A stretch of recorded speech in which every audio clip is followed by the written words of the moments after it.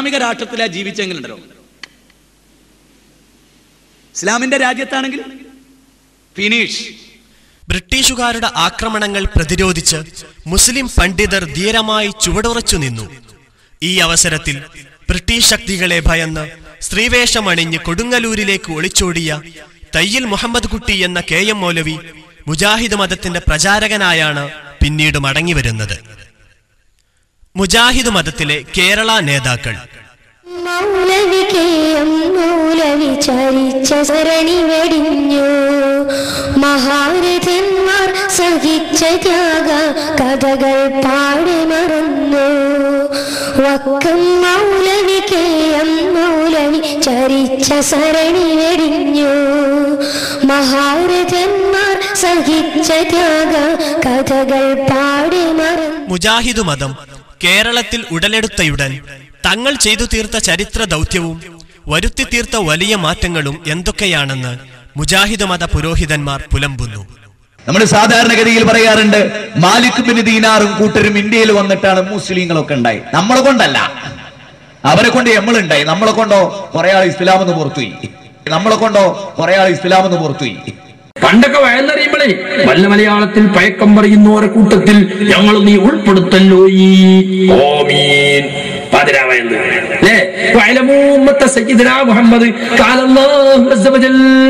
ബഹുമാനപ്പെട്ട ആദരവായ, എവിടെ പോയി പാദരവായി നേന്ത്രവായൊക്കെ അതൊന്നും ഇല്ലല്ലോ.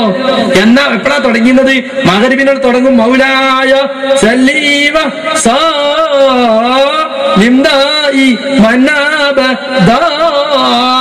പിന്നെ കൽത്തപ്പക്കണ്ട ലേലം, കോഴിമുട്ട ലേലം, പിന്നെ വേർക്കാൻ കൊടുത്താൽ പൈസ വായിക്കല്, അങ്ങനെ കഴിഞ്ഞിട്ട് പിന്നെ ഇലാഹദർത്തിക്ക് പോസ്റ്റിങ് ഒക്കെ പാടെ കഴിഞ്ഞ് 10-12 മണിക്കാണ് തുടങ്ങുക. അല്ലേ? പാതിരവായത് ഇപ്പൊ ഉണ്ടോ?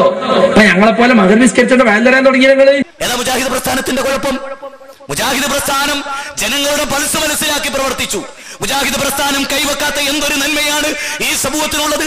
കേരളത്തിലെ മുസ്ലിം സ്ത്രീകൾ അടിപ്പാവാട ധരിക്കാത്ത ഒരു കാലമുണ്ടായിരുന്നു. അറിയുമോ നിങ്ങൾക്ക്? അവർ കടിപ്പാവാട ധരിപ്പിച്ച പ്രസ്ഥാനമാണ് മുജാഹിദ് പ്രസ്ഥാനം. അറിയോ നിങ്ങൾക്ക്? അതിനർത്ഥം ഞങ്ങൾ പെണ്ണുങ്ങളെ പാവാട ധരിക്കാൻ നടക്കുകയായിരുന്നു എന്നല്ല. ഇനി നാളെ അങ്ങനെ വ്യാഖ്യാനിച്ചേക്കണ്ട. യാസീനിലെ ഒരായത്തിന്റെ അർത്ഥം അറിയുന്ന മുസ്ലിം മരിച്ചെടുത്ത് യാസീൻ ഓതൂല. യാസീൻ മരിച്ചെടുത്ത് ഓതണം എന്ന് പണ്ഡിതന്മാര് പറയൂ? പറയില്ല. യാസീനിൽ ഒരായത്തിന്റെ അർത്ഥം അറിഞ്ഞിരുന്നുവെങ്കിൽ ഏതായത്?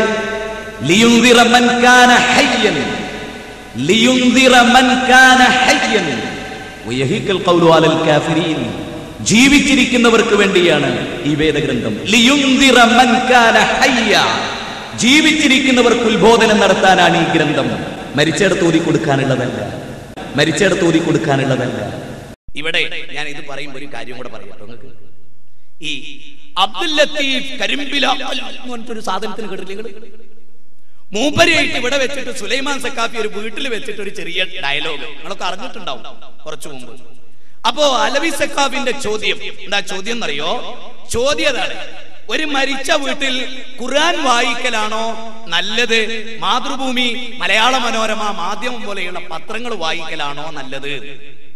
അപ്പോ വിവരല്ലേലോ. അതുകൊണ്ട് മൂപ്പര മറുപടി എന്തറിയോ? ഖുർആൻ വായിക്കലാണ് നല്ലത്. അച്ചോദ്യം എന്നോടാണ്, ഞാൻ എന്താ പറയോ? മാതൃഭൂമി വായിക്കലാണ് നല്ലത്. ക്ഷമിക്കണേ, ശ്രദ്ധിക്കണം, ശ്രദ്ധിക്കാതെ എഴുന്നേറ്റ് പോരുത്. ബാക്കിയോട് കേട്ടോ എന്താ പറയുന്നത്. ആ ചോദ്യം എന്നോടാണ്, ഞാൻ പറയും മാതൃഭൂമി പത്രം വായിക്കലാണ് ഇവിടെ നല്ലത്. എന്താ കാരണം? എന്താ കാരണം? ഒരാള് നമ്മളോട് ചോദിക്കാണ്, കക്കൂസിൽ ഖുർആൻ ഓതലാണോ നല്ലത്, മാതൃഭൂമി പത്രം വായിക്കലാണോ നല്ലത് എന്ന് ചോദിച്ചാൽ കരിമ്പിലാക്കൽ ചിലപ്പം പറയുമായിരിക്കും. നമ്മൾ കരിമ്പിലാക്കലല്ലോ അല്ലേ? നമ്മൾ ഈമാൻ കിട്ടി മരിക്കണം എന്ന് വിചാരിക്കുന്നവരാണല്ലോ. ആ ആളുകൾ മനസ്സിലാക്കുക, നമ്മൾ പറയും ഖുർആൻ വായിക്കല് തെറ്റും, മാതൃഭൂമി വായിക്കല് കുഴപ്പമില്ല. മരിച്ച വീട്ടിൽ ഖുർആൻ ഓതാൻ ഇസ്ലാം പഠിപ്പിച്ചിട്ടില്ല. ഖുർആനിന്റെ ആയത്ത് കീശയിലിട്ട് ബാത്റൂം പോകാൻ പാടില്ല. അവിടെ ഒരുത്തൻ ചോദിക്കാണ്, അവിടെ മാതൃഭൂമി വായിക്കാവോ ഖുർആൻ വായിക്കാവോ എന്ന് ചോദിച്ചാൽ മാതൃഭൂമി വായിക്കാം, ഖുർആൻ വായിച്ചൂടാന്നാ മറുപടി. അതാണ് ആദർശം, അതാണ് ആശയം. മരിച്ചെടുത്ത് ഓതാൻ പാടില്ല, നബി ഓതിയിട്ടില്ല. ലിയുൻദിറ മൻ കാന ഹയ്യ, ജീവിച്ചിരിക്കുന്നവർക്ക് ഓതി കൊടുക്കാനുള്ള. അപ്പോ മരിച്ച വീട്ടിൽ മാതൃഭൂമി ഓതിയാ കുഴപ്പമില്ല, ഖുർആൻ ഓതിയാ കുഴപ്പ. ഈ മാറ്റങ്ങളാണ് മുജാഹിദ് മതക്കാർ കേരളത്തിൽ നടപ്പിലാക്കാൻ ശ്രമിച്ചത്. ഇത്രയും വിചിത്രമായ ഈ മതത്തിന്റെ വിശ്വാസധാരകളും നിയമവ്യവസ്ഥകളും എന്തൊക്കെയാണെന്ന് ഒരു ലഘു അപഗ്രഥനം നടത്താം. പാഠം 1. ദൈവവിശ്വാസം മുജാഹിദ് മതത്തിൽ. മുജാഹിദുകൾ അള്ളാഹു ആകാശത്തിലാണ് വാദിച്ചു. മുജാഹിദുകൾ പറയുന്നത് അള്ളാഹു ആകാശത്തിലാണ്. മുജാഹിദുൽ അള്ളക്ക് കൈയുണ്ട്, മുജാഹിദുൽ അള്ളക്ക് കാലുണ്ട്, മുജാഹിദുകളുടെ അള്ളക്ക് അവയവങ്ങളുണ്ട്. അല്ലാഹുവിന് രണ്ട് കൈയുണ്ട്, അവന്റെ രണ്ട് കൈയും വലം കൈയാണ്. കുട്ടികൾ പന്തെറിയുന്നത് പോലെ ഈ ആകാശങ്ങളെ അല്ലാഹു എറിയും. കുട്ടികൾ പന്തെറിയുന്നത് പോലെ അല്ലാഹു ഭൂമിയെ എറിഞ്ഞു കളയുന്നതാണ്. ഞങ്ങൾ വിശ്വസിക്കുന്നു. എന്താ വിശ്വസിക്കുന്നത്? അല്ലാഹു അർശിന്മേലാണ്. എങ്ങനെ? കൈഫശാ, അവൻ ഉദ്ദേശിക്കുന്നത് പോലെ, അവൻ ഉദ്ദേശിക്കുന്ന പ്രകാരത്തിൽ. അതിനെ സംബന്ധിച്ചിടത്തോളം നമുക്കൊരു ഹദ് നിർണ്ണയിക്കാൻ പറ്റൂല. എങ്ങനെ അപ്പുറമൊക്കെ അതിന്റെ അതിർത്തി എത്ര പ്ലേസ് വേണം അതൊന്നും നമ്മൾ പറയാൻ പാടില്ല. ഇരിക്കുന്ന രൂപ എങ്ങനെ മേപ്പോട്ട് നോക്കിയിട്ടോ താഴത്തേക്ക് നോക്കിയിട്ടോ കാല് നോക്കിയിട്ടോ ആ നിലക്കുള്ള ഒരു വർത്തമാനവും പറയാൻ പാടില്ല. അവന്റെ രണ്ട് കൈകളും വലതാണ്. അല്ലാഹു സുബ്ഹാനഹു വ തആല എല്ലാ രാത്രിയിലും അതാ നമ്മോട് അടുത്ത ആകാശത്തിലേക്ക് ഇറങ്ങി വരുന്നു. അബൂജഹിൽ, ഉത്ബത്ത്, ശൈബത്ത് അടക്കമുള്ള മക്ക മുശ്രിക്കുകളുമായി ഈ മതക്കാർക്ക് അഭേദ്യമായ ബന്ധമുണ്ടായിരുന്നു എന്ന് ഇവരുടെ പ്രഭാഷണങ്ങളിൽ നിന്ന് വ്യക്തമാകുന്നു. മക്കയിലുണ്ടായിരുന്ന മുശ്രിക്കുകളും അല്ലാഹുവിൽ വിശ്വസിച്ചവരാണ്. മുജാഹിദുകൾ പറയാറുണ്ട്, മക്കയിലെ മുശ്രിക്ക് അല്ലാഹനെ തള്ളിയവരല്ല, അല്ലാഹുവെ റബ്ബായിട്ട് അംഗീകരിക്കുന്നവർ തന്നെയാണ്. എല്ലാ കഴിവും അല്ലാഹുവിനുള്ളത് തന്നെയാണ്. അവരുടെ തൽബിയത്ത് പോലും അതിന് തെളിവാണ്. അല്ലാഹുവിന് വേണ്ടി അവർ നോമ്പനുഷ്ഠിച്ചിരുന്നു, അല്ലാഹുവിന് വേണ്ടി അവർ നേർച്ച വഴിപാടുകൾ സമർപ്പിച്ചിരുന്നു, അല്ലാഹുവിന് വേണ്ടി അവർ പള്ളിയിൽ ഇഴ്തികാഫിരുന്നിരുന്നു, അല്ലാഹുവിന് വേണ്ടി തന്നെ അവർ തൽബിയത്ത് ചൊല്ലിയിരുന്നു, അല്ലാഹുവിന് വേണ്ടി തന്നെ അവർ തവാഫ് നടത്തിയിരുന്നു, അല്ലാഹുവിന് വേണ്ടി തന്നെ അവർ ധർമ്മം ചെയ്തിരുന്നു, അല്ലാഹുവിന് വേണ്ടി തന്നെ അവർ നാക്കാലികളെ അറവ് നടത്തുകയും ചെയ്തിരുന്നു. അവര് അല്ലാഹു എന്ന് അവരംഗീകരിച്ചത് ആരാണോ അത് നാം പറയുന്ന അല്ലാഹു സുബ്ഹാനഹു വ തആല തന്നെയാണ്. അല്ലാഹുവിനെ കുറിച്ച് അവർ വിശ്വസിച്ചിരുന്നു എന്നത് അത് അവരുടെ ഈമാനായിരുന്നു. പാഠം 2. ഇസ്ലാം മത പ്രവാചകർ മുജാഹിദ് മതവീക്ഷണത്തിൽ. ഇസ്ലാം മത പ്രചാരണത്തിനായി ലോകസൃഷ്ടാവിനാൽ നിയോഗിതരായ പ്രവാചകന്മാരെ കുറിച്ച് തീർത്തും അബദ്ധജടിലവും വാസ്തവ വിരുദ്ധവുമായ വീക്ഷണങ്ങളാണ് മുജാഹിദ് മത മൗലവിമാർ വെച്ചു പുലർത്തുന്നത്. സക്കരിയ നബി KNMന്റെ പ്രസിഡന്റ് ആയിരുന്നു അക്കാലത്ത്. അതുകൊണ്ട് MGM പ്രവർത്തകയായ മറിയമിനെ അവിടെ ഇരുത്തി. മൂസ അലൈഹി സ്വലാത്തു വസ്സലാം ആഗ്രഹിച്ചത് കുടുംബത്തിന് നടന്നു പോകാനുള്ള ദുനിയാവിന്റെ വെളിച്ചമാണ്. മൂസ നബിയല്ല, മൂസാക്ക. ആരാണ്? മൂസ സാഹിബ്. നബി മൂസ നബിയല്ല, മൂസാക്ക. ആരാണ്? മൂസ സാഹിബ്. മുസ്ലിമീങ്ങൾക്കൊന്നും അങ്ങനെ അഭിപ്രായമല്ല. അന്ന് മൂസ നബി ആയിരുന്നില്ല. പ്രസവിക്കുന്നതിന് 2 മാസം മുമ്പ് തന്നെ ഭൂതലം വിട്ടുപിരിഞ്ഞു പിതാവ്.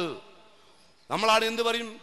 ചെക്കൻ്റെ വയറ്റിൽ ഊറിയപ്പോഴേക്കും തന്ത തെറിച്ചുപോയി.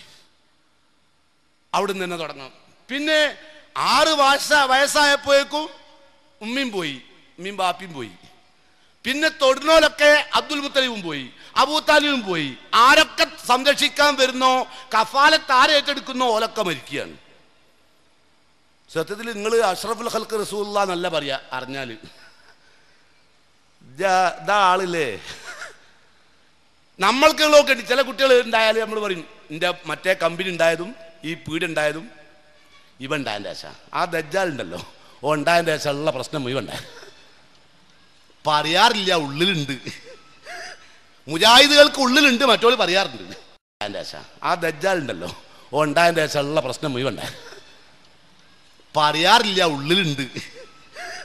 മുജാഹിദുകൾക്ക് ഉള്ളിലുണ്ട്. ഇത് ഞാനൊരു സ്ഥലത്ത് പറഞ്ഞപ്പോൾ നമ്മളെ മുസ്ലിയാക്കന്മാരെല്ലാം കൂടിയും ഇറങ്ങി. എന്താ അറിയോ, നബി സല്ലല്ലാഹു അലൈഹി വസല്ലം മഹാഗുരുത്തം കെട്ട കുട്ടിയാണെന്നും ബാപ്പ മരിച്ചത് അങ്ങനെയാണെന്നൊക്കെ ഞാൻ പറഞ്ഞിരിക്കുന്നു പറഞ്ഞിട്ട് കാസറ്റിൽ തുടങ്ങി. കാസറ്റ് ഇത് മാത്രമല്ല അർത്ഥം. ഇത് നമ്മളുടെ വീക്ഷണത്തിൽ മുഹമ്മദ് നബി സല്ലല്ലാഹു അലൈഹി വസല്ലമയോളം മോശപ്പെട്ട കുട്ടി വേറെ ഉണ്ടാവാൻ സാധ്യത. നമ്മളുടെ വീക്ഷണത്തിൽ മുഹമ്മദ് നബി സല്ലല്ലാഹു അലൈഹി വസല്ലമയോളം മോശപ്പെട്ട കുട്ടി വേറെ ഉണ്ടാവാൻ സാധ്യതയില്ല. കാരണം എന്താ, നമുക്കൊരു കുട്ടി ജനിച്ചിട്ട് കച്ചവടമൊക്കെ ഉഷാറായ ഞങ്ങൾ എന്ത് പറയും? ഒരു കുട്ടി ജനിച്ചതിന് ശേഷം കച്ചവടമൊക്കെ പൊളിഞ്ഞും പോയാൽ ഞങ്ങൾ എന്ത് പറയും? ഈ ചെക്കൻ ഉണ്ടായതിൻ്റെ ശേഷമാണ് ഇതെല്ലാം പൊളിഞ്ഞത്. മറ്റോണ്ടായതിൻ്റെ ശേഷം കച്ചവടമൊക്കെ ഉഷാറായാൽ ഓൻ എപ്പോഴും ഡ്രസ്സ് വാങ്ങിക്കൊടുക്കലും കായപ്പും ചായയും വാങ്ങിക്കൊടുക്കും അല്ലേ? കായപ്പും ചായയൊക്കെ വാങ്ങിക്കൊടുക്കും. എനിക്ക് എന്താ, ഓൻ ഉണ്ടായ കാരണത്താലാണ് നമുക്ക് ഒരുപാട് ഖൈർ ഉണ്ടായത്. ആമിനയുടെയും അബ്ദുള്ളയുടെയും മകനായി ജനിച്ച മുഹമ്മദ് നബി സല്ലല്ലാഹു അലൈഹി വസല്ലം പച്ചയായ മനുഷ്യനായിരുന്നു. മനുഷ്യനായി ജനിച്ച്, മനുഷ്യനായി വളർന്ന്, മനുഷ്യനായി പ്രവർത്തിച്ച്, മനുഷ്യനായി ചിന്തിച്ച്, മനുഷ്യനായി മരിച്ച മുഹമ്മദ് നബി കരീം സല്ലല്ലാഹു അലൈഹി വസല്ലം. മുഹമ്മദ് നബിനെ അതൊരു സാധാരണ മുഹമ്മദാണ് എന്ന് പറയാൻ നാളിതുവരെ ആരും തയ്യാറായിട്ടില്ല. മുഹമ്മദ് നബി സല്ലല്ലാഹു അലൈഹി വസല്ലമയുടെ മുഖവും മൂക്കും പൊത്തിപ്പിടിച്ചാൽ അദ്ദേഹവും മരിച്ചു. ഏതായിരുന്നാലും ഒരു കാര്യം ഉറപ്പാണ്, അല്ലാഹുവിന്റെ റസൂൽ അറബി ഭാഷ മാത്രമേ അറിഞ്ഞിരുന്നുള്ളൂ. മുഹമ്മദ് മുസ്തഫ സല്ലല്ലാഹു അലൈഹി വസല്ലമക്ക് അറബി അല്ലാത്തൊരു ഭാഷ അറിയുമായിരുന്നില്ല. അലൈഹി വസല്ലമയെ കുറിച്ച് എം അക്ബർ എന്ന് പറയുന്ന മുജാഹിദ് നേതാവ് പറഞ്ഞു, അറബി പയ്യനാണ്. മുഹമ്മദ് നബി സല്ലല്ലാഹു അലൈഹി വസല്ലം ഒരു മനുഷ്യനായിരുന്നു. അദ്ദേഹം ഒരു മനുഷ്യനായിരുന്നു. ഞാൻ പറഞ്ഞല്ലോ 40 വയസ്സ് വരെ അറബികൾക്കിടയിൽ ജീവിച്ച ഒരു സാധാരണ അറബി പയ്യൻ. അറബികൾക്കിടയിൽ ജീവിച്ച ഒരു സാധാരണ അറബി പയ്യൻ. രാത്രി ഇരുട്ടത്ത് ഗുഹയിൽ ഭജനമിരിക്കുന്ന മുഹമ്മദ് നബി സല്ലല്ലാഹു അലൈഹി വസല്ലം എന്ന മഴമാക്ക. മുഹമ്മദ് നബി സല്ലല്ലാഹു അലൈഹി വസല്ലം എന്ന മഴമാക്ക. പാഠം 3. മുജാഹിദ് മതത്തിലെ ആരാധനാലയങ്ങൾ. മുജാഹിദ് മതത്തിന്റെ ആരാധനാലയത്തിൽ ഇസ്ലാമേതര വിശ്വാസികളെപ്പോലെ സ്ത്രീകൾക്ക് പ്രത്യേക കമ്പാർട്ട്മെന്റുകളുണ്ട്. അവിടെ കൂട്ടുപ്രാർത്ഥനയോ ഖുനൂത്തോ പാടില്ല. സ്ത്രീകൾക്ക് പള്ളി ഉത്തമം എന്നുള്ളതും ഖുത്ബന്റെ ഭാഷ അറബിയെ മാറ്റുന്നതും മയ്യിത്തിനരികിൽ ഓത്ത് ഖുർആൻ തെറ്റി ഒരു പത്രവായനയെങ്കിലോ അത് ഫസ്റ്റ് ജനാസ വഹിച്ച് കൊണ്ടുപോകും നേരം തുടങ്ങുന്നതാണവർ ഭൗതിക സംസാരം. ചൊല്ലുന്നതോ തഹ്ലീലതെങ്കിൽ കുറ്റമാ, നാവിന്റെ ഓർക്കൽ മാത്രമെങ്കിൽ പുണ്യമാ.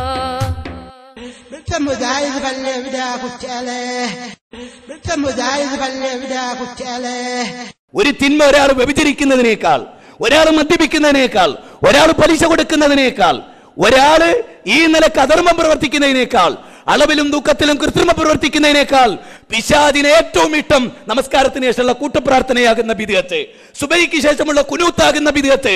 ഒരാൾ വ്യഭിചരിക്കുന്നതിനേക്കാൾ വലിയ തിന്മ. സുബ്ഹാനല്ലാഹ്, ഇത് പറഞ്ഞവൻ KNMന്റെ പ്രസിഡന്റ് അല്ല, സെക്രട്ടറി അല്ല. സമൂഹമേ, നിങ്ങൾക്ക് എന്തുകൊണ്ട് മനസ്സിലാകുന്നില്ല എന്നാണ് എനിക്ക് തോന്നുന്നത്. എന്തുകൊണ്ട് നിങ്ങൾക്ക് ഇത് മനസ്സിലാകുന്നില്ല? ഒരാൾ വ്യഭിചരിക്കുന്നത് കണ്ടാൽ, മറുഭാഗത്ത് ഒരാൾ നമസ്കാരാനന്തര കൂട്ടുപ്രാർത്ഥന കണ്ടാൽ പിശാച് ഏറെ സന്തോഷിക്കുക. വ്യഭിചരിക്കുന്ന പ്രവൃത്തിയല്ല, ഈ കൂട്ടുപ്രാർത്ഥന നടത്തുന്ന മുസ്ലിയാരെ കൊണ്ടാണ്. ജുമുഅക്ക് ഒറ്റ ബാങ്കുള്ള ഇവരുടെ പള്ളിയിലെ മആശിറ വിളി ഇങ്ങനെയാവാം.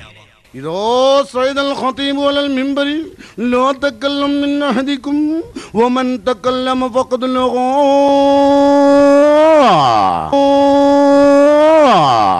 ഇസ്ലാമിനോടും മുസ്ലിങ്ങളുടെ ഭാഷയായ അറബിയോടും വിരോധമുള്ള മുജാഹിദ് മതത്തിന്റെ ജുമുഅ ഖുതുബ ഇങ്ങനെയൊക്കെയാണ്. ദാമ്പത്യമാണല്ലോ ഇന്ന് നമുക്ക് ഓർക്കാൻ പോലും പറ്റാത്തതും, നമുക്ക് നഷ്ടമായി കൊണ്ടിരിക്കുന്നതും, നമുക്ക് സ്നേഹമില്ലാതെ പോകുന്നതും, നമ്മൾ മറന്നുപോയത്. നബിയുടെ ഖുതുബ എന്നല്ല ഇങ്ങനെ നേലക്കം പാട്ടല്ല, നമ്മൾ മറന്നുപോയത് ആയിട്ടുള്ള ഒരുപാട് കാര്യങ്ങൾ.